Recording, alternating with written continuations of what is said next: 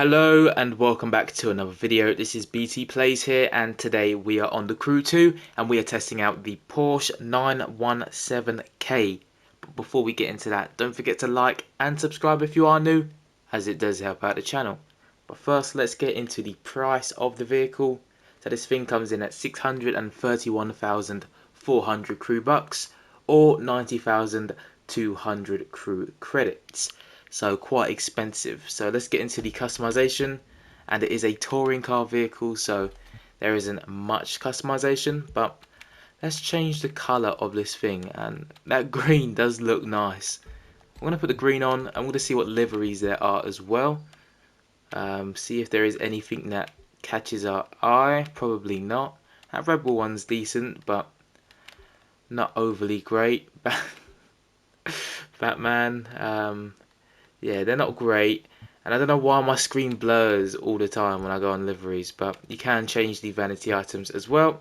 And let's get away from that blur and go into the performance of this vehicle. So like I said, this vehicle is a touring car vehicle, and it is a base level 263 out of 320 and has a top speed of 211 miles per hour or 572 horsepower. Now let's put on the 320 parts, and then we'll see how well this thing looks on paper, and then we'll test it out in game. So with all 320 parts now on, this thing has a top speed of 248 miles per hour, 768 horsepower, 0 to 60 in 2.37 seconds, quarter mile in 8.8 seconds, and brake distance 60 to 0 is 18.02 yards. So let's get into an event, and I will see you there in a second. I'm sorry, Porsche fans, this thing is absolutely disgusting. Look at it from the back. This is not a nice vehicle from the back.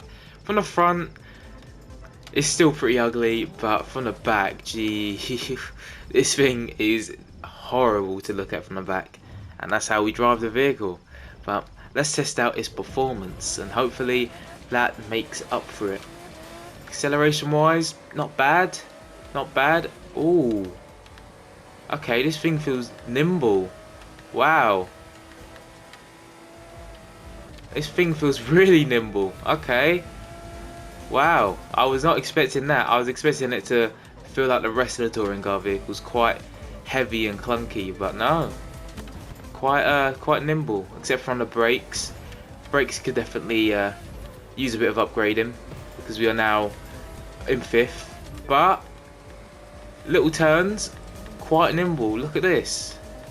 Little turns like that, we are quite nimble. Let's see if we can go wide here.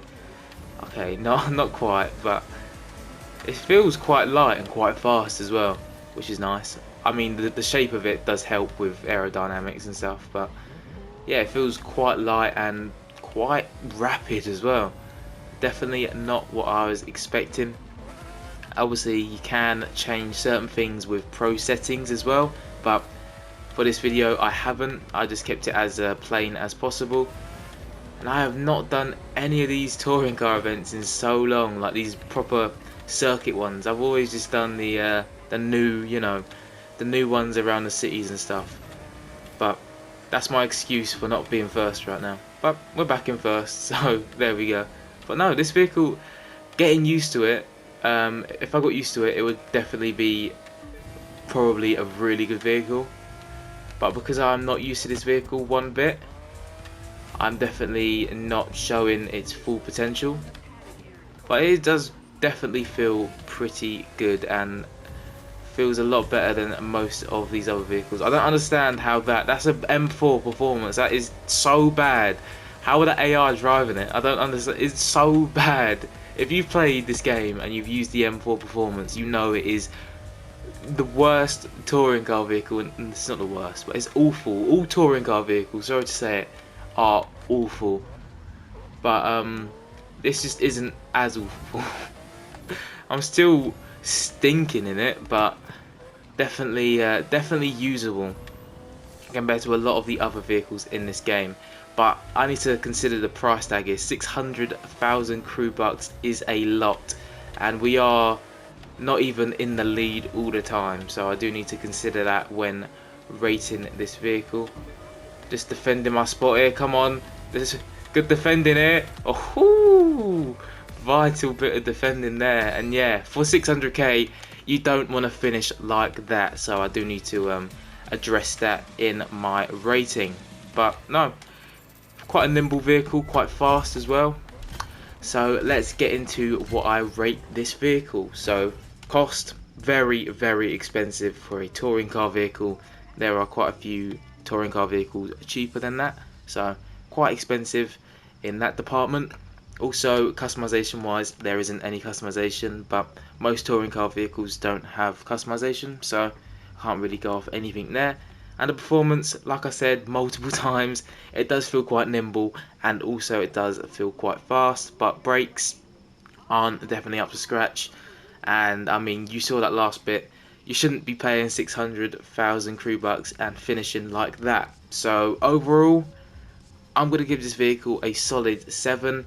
Definitely, if I keep using this vehicle, I could probably use it better, but because it's my first time trying it out, I'm not used to the handling and stuff of this vehicle.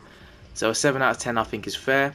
And if you have used this vehicle, tell me what you think of it down below in the comments section. And while you're down there, don't forget to like and subscribe if you are new, and I'll see you in the next video.